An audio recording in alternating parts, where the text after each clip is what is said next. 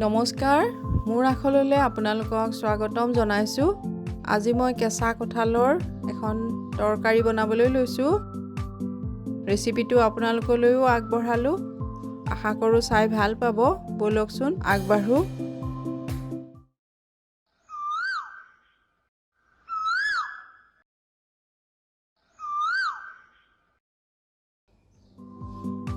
এয়া মই গেছত কুকাৰটো পাতি ল'লোঁ। ইয়াত এতিয়া অলপমান মিঠাতেল দিছোঁ।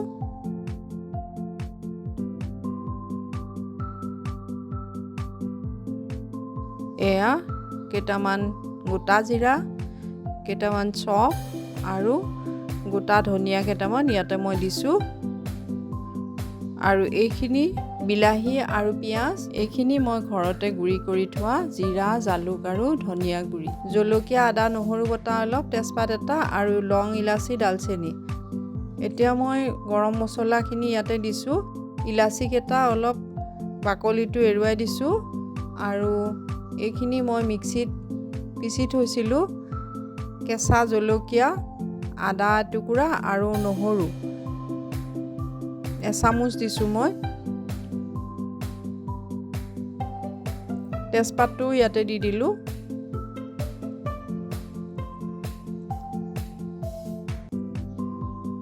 তেল একেবাৰে কমাই দিছোঁ।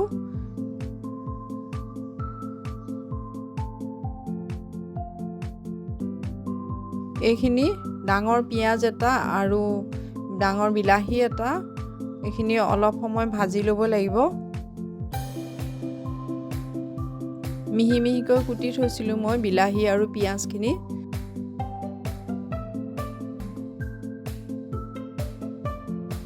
এইখিনি ভজা হৈছে।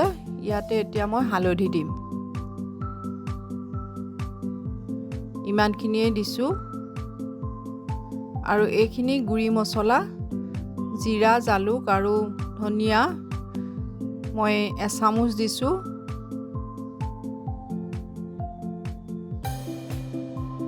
এইখিনি অলপ সময় ভাজি ল'লোঁ। ইয়াত এতিয়া মই অলপ পানী দিম, মছলাখিনি মিলি যাবৰ কাৰণে।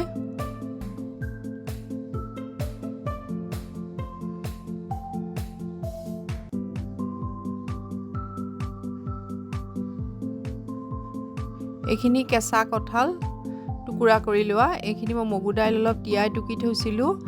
কাবুলী বুট কেইটামান আৰু এটা গাজৰ টুকুৰা কৰি কাটি লৈছিলোঁ। এইখিনি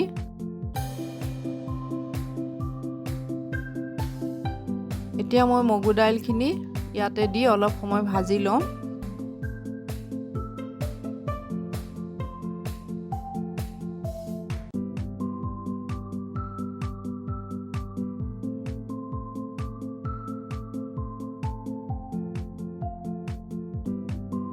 গাজৰখিনিও ইয়াতে দি ল'ম।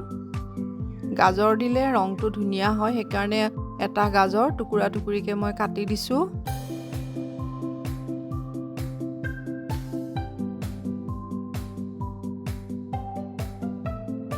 এইখিনি ভজা হৈছে আৰু ইয়াত মই এতিয়া কঁঠালখিনিও দি অলপ সময় ভাজি ল'ম।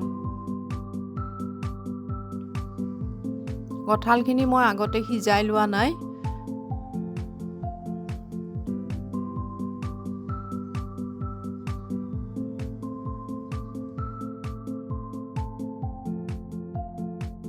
আৰু কাবুলী বুট কেইটাও ইয়াতে এতিয়া দি দিলোঁ।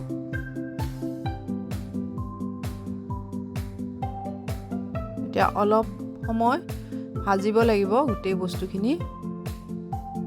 তলত অলপ লাগি লাগি ধৰা যেন হ'লে এতিয়া মই অলপ ইয়াতে গৰম পানী দিম।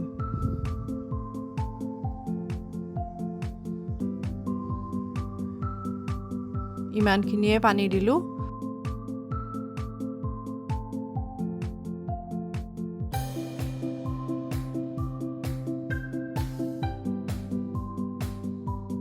এতিয়া কুকাৰটোত মই ঢাকনা মাৰি দিলোঁ। গেছটো মিডিয়ামত দি কেইটামান চিটি মাৰিবলৈ দিম।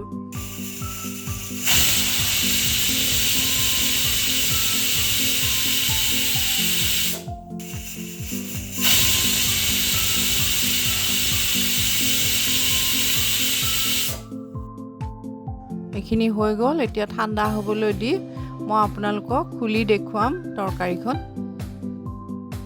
এয়া কেঁচা কঁঠালৰ তৰকাৰী ৰেডি হৈ গ'ল এইখিনি মই বাউলত সজাই থৈছোঁ আপোনালোকেও এইদৰে কেতিয়াবা বনাই খাই চাবচোন আৰু ৰেচিপিটো যদি ভাল লাগে তেতিয়াহ'লে এটা লাইক কৰিব শ্বেয়াৰ কৰিব আৰু মোৰ আখল চেনেলটি ছাবস্ক্ৰাইব কৰিলে আগলৈ নতুন নতুন ৰেচিপি পাই থাকিব ধন্যবাদ